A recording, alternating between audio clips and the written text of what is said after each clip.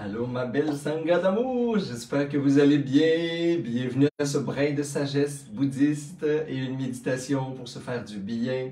Alors aujourd'hui on parle des 3 étapes, des 3 grandes phases vers l'éveil de la conscience, vers des états de plénitude, de béatitude, tout ce qu'on veut vivre finalement au quotidien. On va regarder quels sont les stades de la conscience dans notre vie humaine et comment on peut passer d'un état turbulent, agité, inconscient, réactif, à l'éveil, Satori. Donc voilà, bienvenue ma belle Madeleine d'amour que je vois arriver. Coucou Maryse, j'espère que ça va bien. Allô Céline, allô mon beau Bob, comment ça va? Ouais, on est bronzé, on est beau parce qu'on est morenito. Allô ma belle Hélène, coucou tout le monde. Je prends un temps là pour vous dire bonjour. En même temps, ça permet à tout le monde d'arriver. Alors pour ceux qui sont en direct, ceux qui sont en différé, vous pouvez toujours passer les 2 premières minutes où vous installez, respirez, préparer l'esprit au dharma, à l'enseignement. C'est un petit rendez-vous informel pour ceux qui sont nouveaux, là, parce que vous le savez, les anciens, vous pouvez toujours partager. Comme ça, on est encore plus nombreux à méditer. C'est gratuit, c'est pour ça qu'on le fait. Alors, c'est un moment informel dans la semaine où on se fait un petit coucou, on prend un temps ensemble, on se livre un enseignement, on partage des notions de sagesse, des fois qui nous aident à amener de la clarté, des fois qui créent encore plus de questionnements, mais bon, on bouscule nos schémas de pensée et on s'assoit, on se dépose dans une méditation contemplative sur les enseignements en lien avec le thème qu'on aborde dans la semaine. Alors voilà, merci d'être là parce qu'on a déplacé les dimanches. Je sais aujourd'hui, là, pendant une semaine ou deux, peut-être qu'il va y avoir confusion. J'ai reçu des petits coucous hier pour me dire « Où es-tu? » J'ai dit « Je suis dimanche. » Je suis pas samedi. Alors voilà, on est rendu dimanche à 10h. Coucou, oh, ma belle amie d'amour, ma petite sœur spirituelle Isabelle Fontaine est là ce matin. Coucou, allô. J'ai hâte de le voir. Coucou Lucie! Allô, oh, ma petite maman d'amour est là, my God. Et le dimanche, là, on dirait que ça fait encore mieux pour tout le monde. Alors, bienvenue, merci d'être là. Aujourd'hui, on va se parler de 3 états de conscience, 3 aspects du soi, on pourrait aussi l'appeler comme ça, 3 façons de vivre notre vie humaine, où on pourrait aussi, si on était dans une psychologie plus archétypale, se dire 3 royaumes dans lesquels on vit, ou à travers lesquels on passe dans l'existence. Le royaume du subconscient, du moi réactif. On va parler des instincts, on va parler de vivre en inconscience, on va parler de rester dans nos habitudes, d'être géré par nos émotions refoulées. Alors on va appeler ça le moi réactif. On a aussi le moi actif. C'est l'état de conscience. Quand on pratique la pleine conscience, les techniques de méditation, l'introspection, le journaling, écrire tous les jours, etc., ce qu'on veut, c'est amener, sortir de cette boîte-là de l'inconscient et du moi réactif à de la conscience. Et il y a des degrés, bien sûr, de conscience. Et 3e royaume intérieur, l'état de supraconscience, le moi spirituel, le moi divin, on va appeler ça la clarté, la félicité de l'esprit dans les traditions bouddhistes. C'est donc un moi qui est en union avec la vie, le flot des événements. C'est un état de supraconscience, ce qui veut dire je ne suis plus en réaction, je ne suis plus juste en action, je suis plus dans une espèce de connexion. Je suis dans un flot qu'on va appeler. Et c'est ce qu'on veut vivre dans nos pratiques spirituelles, c'est ce qu'on veut amener dans la vie, ces états de flow, de super connexion-là, unité avec soi-même, unité, union, amour avec tout ce qui nous entoure, facilement, aisément, naturellement, parce que c'est notre nature profonde. Alors voilà, allô Micheline, il y a encore des petits coucous. Tu étais trop vite un matin. On va les répéter de toute façon. Alors on va se répéter comment c'est important de réaliser, de savoir, de connaître ces 3 états-là et comment on n'est pas juste dans un des états. Tu sais, là, ce matin, je vous parle de ça pour dire, OK, il faut absolument être attentif et vigilant. Et c'est pour ça qu'on pratique des techniques comme Vipassana, la vue pénétrante, les pratiques de concentration, d'attention, pour être capable, justement, de ne serait-ce que réaliser où on se situe intérieurement. Parce que, on va le rappeler encore une fois, j'enseigne dans la philosophie bouddhiste principalement. Alors, on va se dire que l'état de samsara profond, ce qui veut dire de souffrance, on va dire comme ça, même si on n'aime pas ce mot-là des fois, souffrance, est propre, est encore plus intense lorsqu'on est dans notre moi réactif. On se rappelle, là, je reviens plus en détail sur les 3 étapes vers l'état d'éveil de Satori pour devenir un petit Bouddha. Là. Alors le premier, Le premier, ça c'est notre boîte là, originelle. On est dedans toutes les fois qu'on n'est plus vigilant, qu'on n'est plus conscient, puis qu'on n'est plus en état de pureté, de transcendance. Fait que ça, c'est le moi réactif. C'est tout ce qui est inconscient. C'est ce que je vois pas, je sens pas, je sais pas, mais qui est en moi, qui s'agit, hein, ça agit à travers moi. Ça, c'est l'état où vous êtes sûr à 100%. T'sais, si vous voulez gagner un concours, dites-vous, OK, moi, si je vis de façon inconsciente, je vais-tu souffrir puis faire souffrir les autres? La réponse, c'est oui, 100%.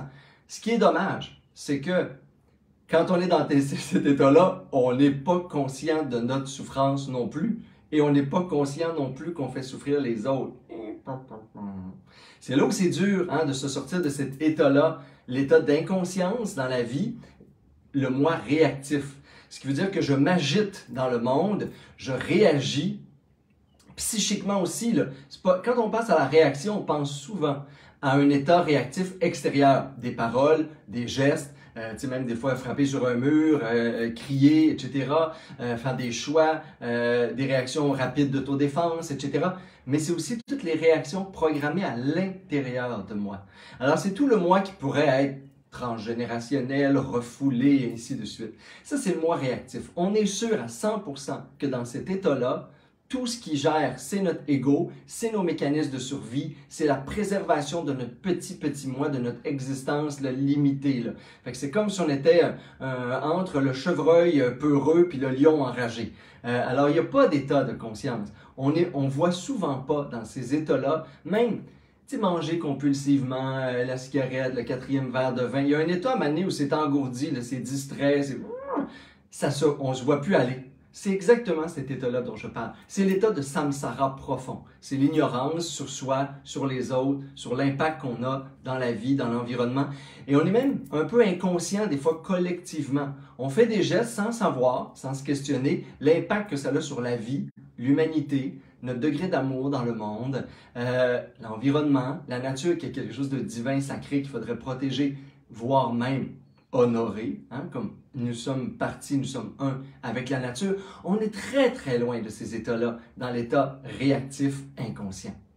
Ultimement, pour s'en sortir, parce qu'il est là peut-être le piège. Aujourd'hui, là, je vous révèle plein de petits pièges. Là.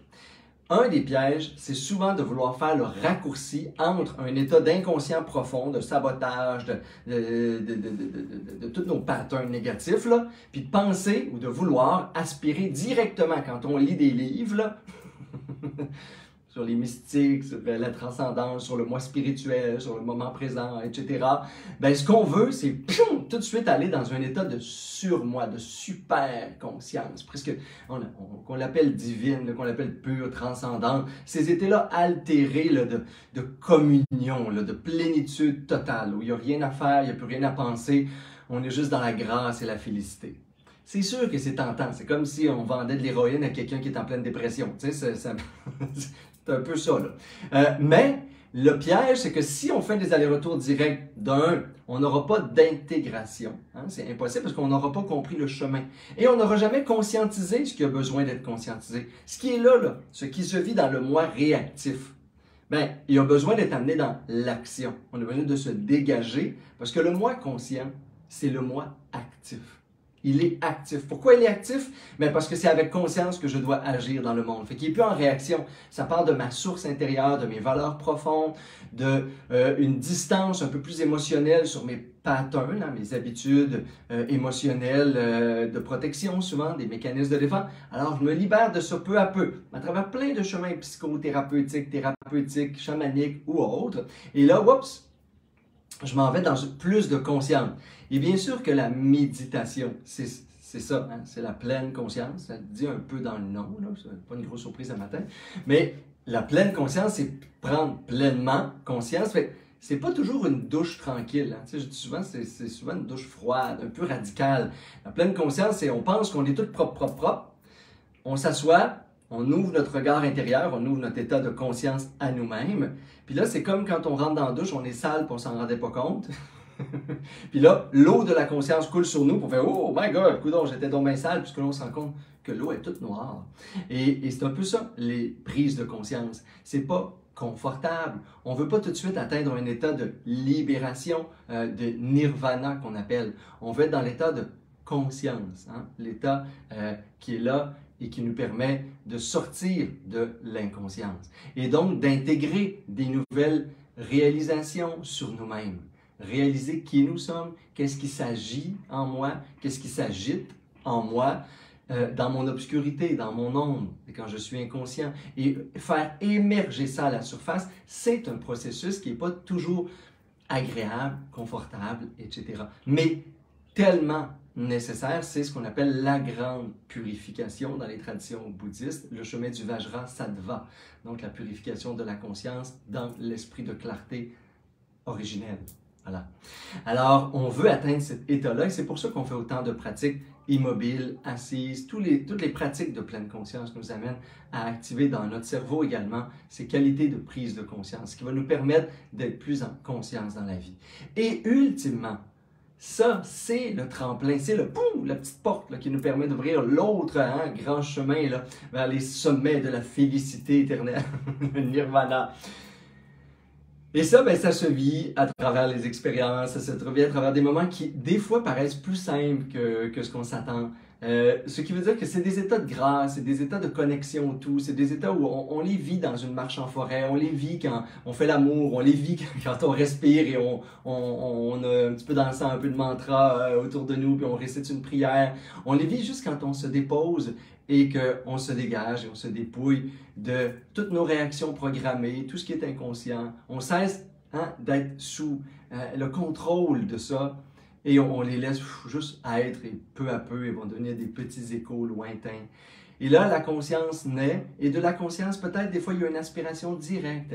Quand il y a moins de distractions, moins d'occupations, moins de préoccupations, moins d'analyse, on se rend compte finalement qu'il y a juste à être. On n'a pas à penser le monde, on n'a pas à analyser le monde, on n'a pas à comprendre le monde, on a à être dans le monde.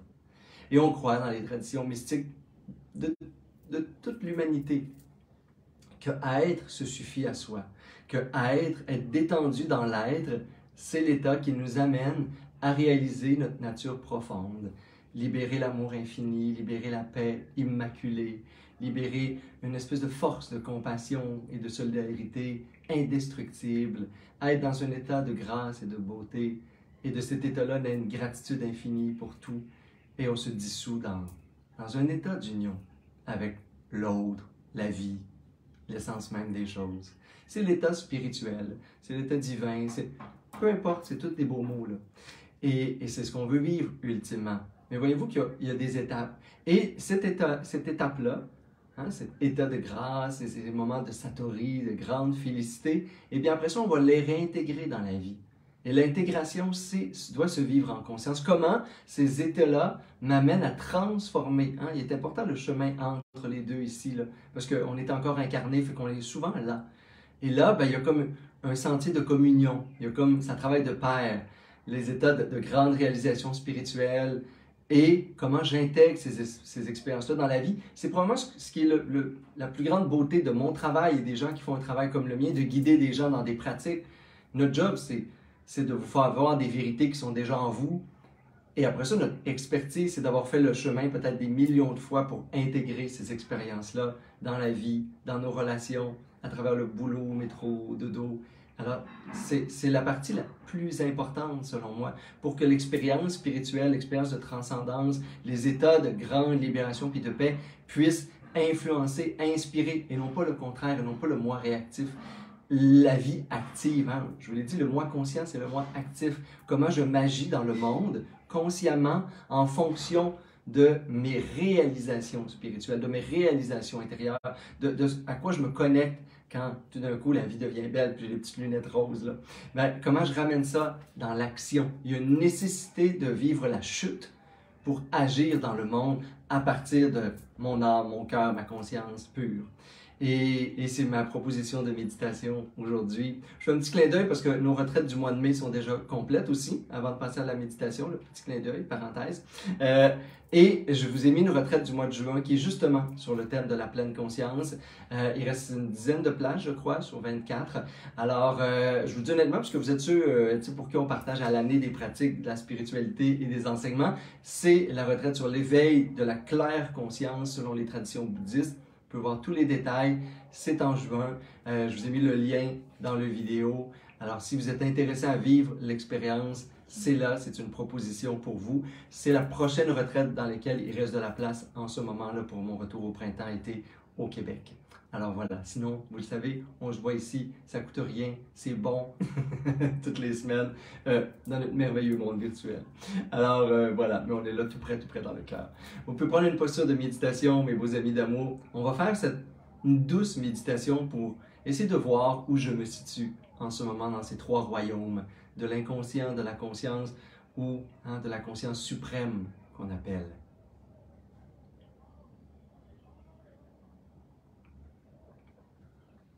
Prenez une posture dans laquelle vous êtes confortable pour méditer avec une belle longue colonne vertébrale. Et même si vous ne pouvez pas en ce moment là, vous immobiliser, fermer les yeux, laissez la méditation sous forme peut-être de contemplation intérieure où il y a des pauses dans lesquelles vous pouvez vous connecter à vous. Juste faites une écoute contemplative. C'est aussi ça, la méditation.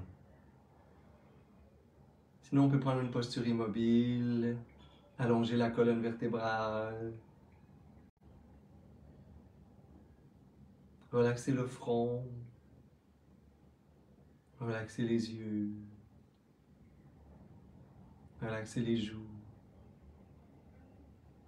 relaxer les lèvres, relaxer la poitrine et les épaules, relaxer tout le corps.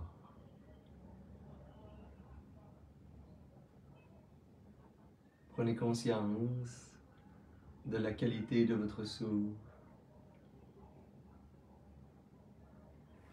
Comment ça respire en ce moment.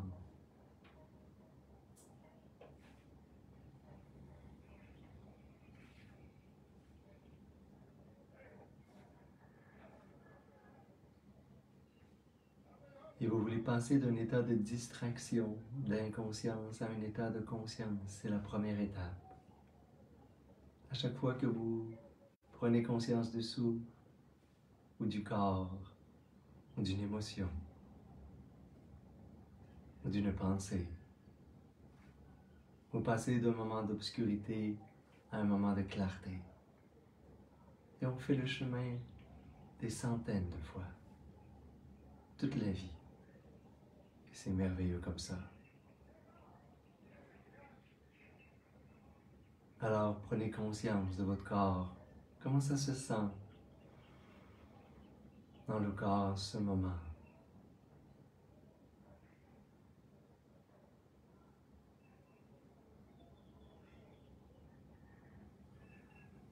Et vous pouvez découvrir des nouvelles sensations sans réagir, juste la conscience.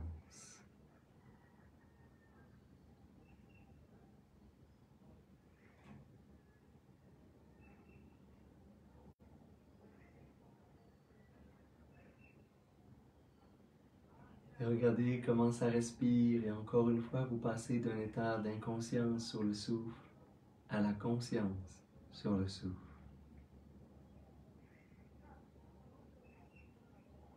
Je suis conscient du souffle.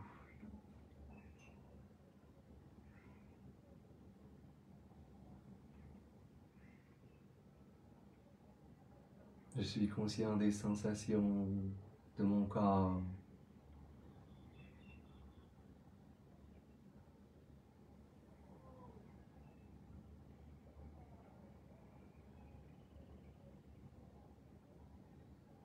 Et je reste en conscience. Et je me ramène à la conscience à chaque fois que je m'éteins dans la distraction.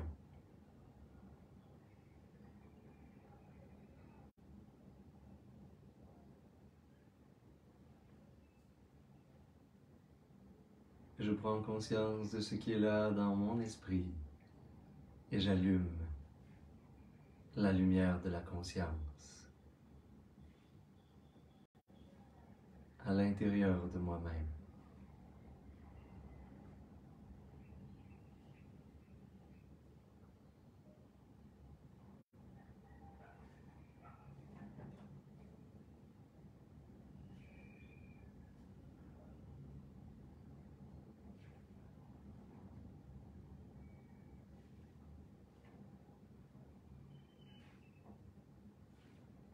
Qu'est-ce qui est là dans l'esprit? Et je suis cette lumière consciente qui illumine l'esprit, qui observe ce qui est.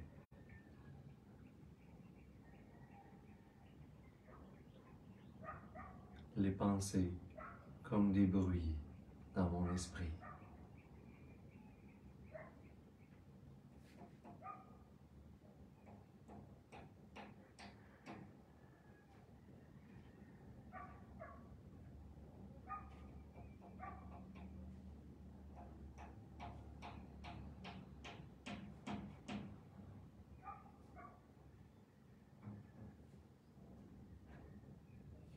Et je contemple l'enseignement sur les 3 étapes de la conscience, sur les 3 sphères de conscience de l'expérience humaine. Et je me demande et observe comment je passe d'un état d'inconscience, d'un moi réactif, comment je passe au moi actif et conscient. Et ai-je déjà goûté ces moments d'éternité dans la conscience suprême du moi spirituel? Comment je voyage entre mes 3 royaumes? Quelle en est mon expérience?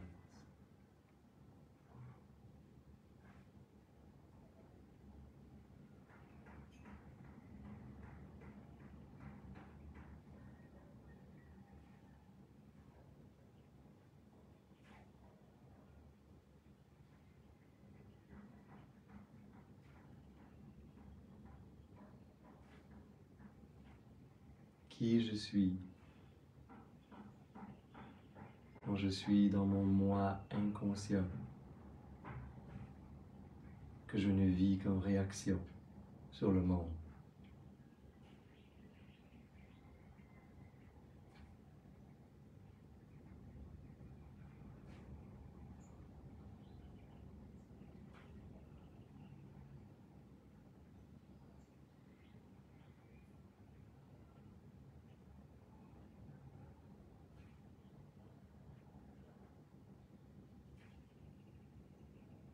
Quels sont les moments de ma vie ou les aspects de mon quotidien où je perds la conscience?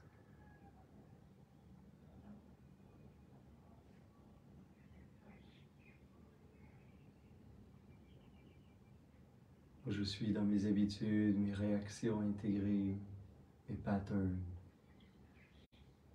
comme si j'étais possédé par ce qui souffre en moi.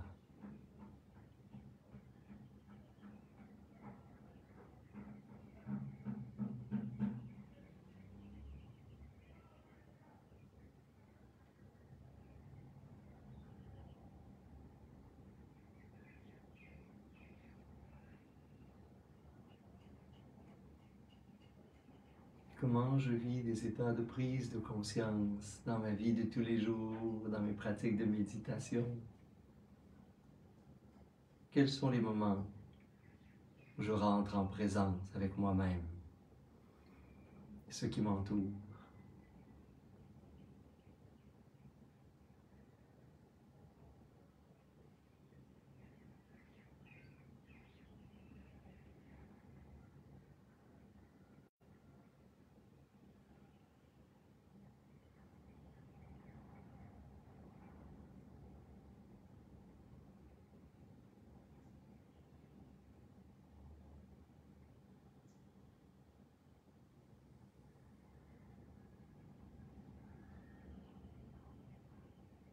Quelles sont les pratiques qui m'amènent à éveiller ma conscience sur moi,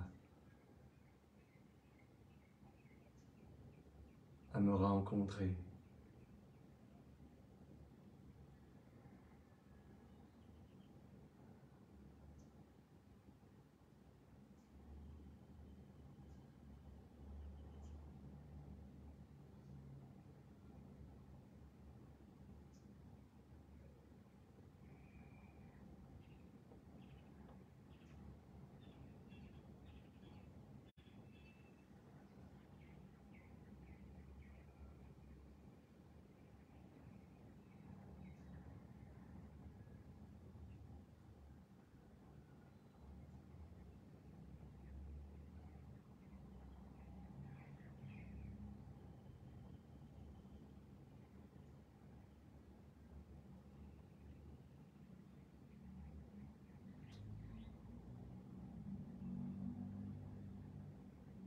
Et est-ce que je me rappelle d'avoir déjà goûté une clarté de conscience, un état suprême de bien-être, où il n'y avait plus rien à faire, plus rien à penser, juste être.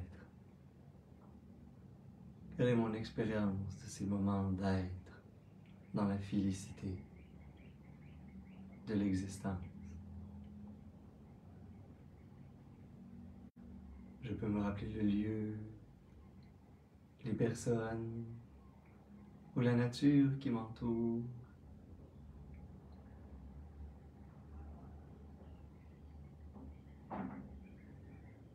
Et à l'intérieur,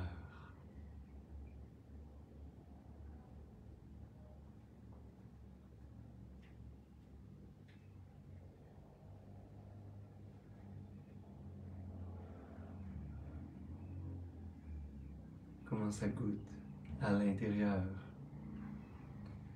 quand je rentre dans le royaume de la félicité.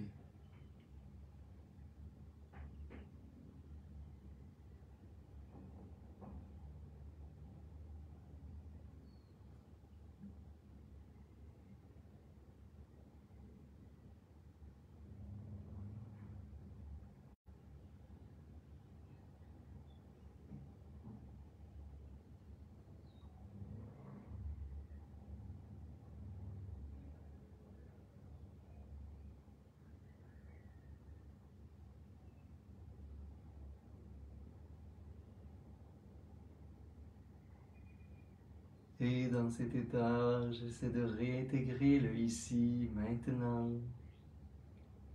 Comment je peux glisser doucement, comme une plume qui atterrit dans le cœur. Comment je reviens à moi, à la conscience du corps. Je prends conscience de ce qui m'entoure. Et je veux intégrer cette expérience, cette clarté, cette plénitude dans la vie, dans l'action, en conscience. J'en fais le souhait pour cette journée ou cette soirée.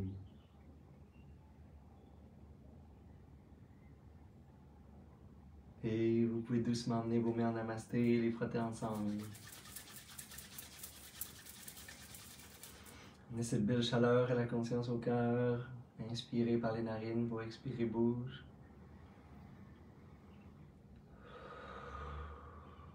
Et je vous invite à inspirer pour faire vibrer Om.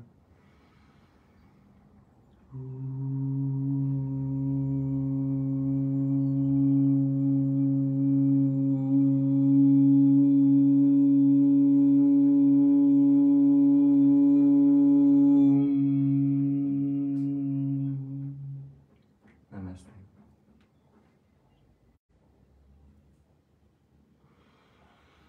Merci d'être là, mes beaux amis d'amour, avec moi toutes les semaines pour qu'on partage ce petit moment très humble, très simple à la fois, où on amène de la conscience, on joue avec des nouveaux concepts, des éléments de sagesse pour nous amener à vivre avec plus d'amour, plus de clarté dans le monde. J'espère encore plus d'humanité. Alors voilà, n'oubliez pas, si vous êtes intéressé à être là cet été, les retraites du mois de mai sont déjà complètes. On commence à remplir juin et la suite. Alors je vous ai mis le détail de la retraite en lien avec le thème d'aujourd'hui. Si vous avez apprécié ce thème, si vous voulez aller plus loin et avancer dans ces pratiques, il y a une retraite en juin qui s'en vient, éveil de la claire conscience. C'est là pour vous, je vous ai mis le lien dans la vidéo. Merci infiniment d'être là. Vous pouvez partager aussi les vidéos et revenir la semaine prochaine si vous voulez goûter ce nectar du Dharma qu'on réalise ensemble à toutes les semaines. Merci!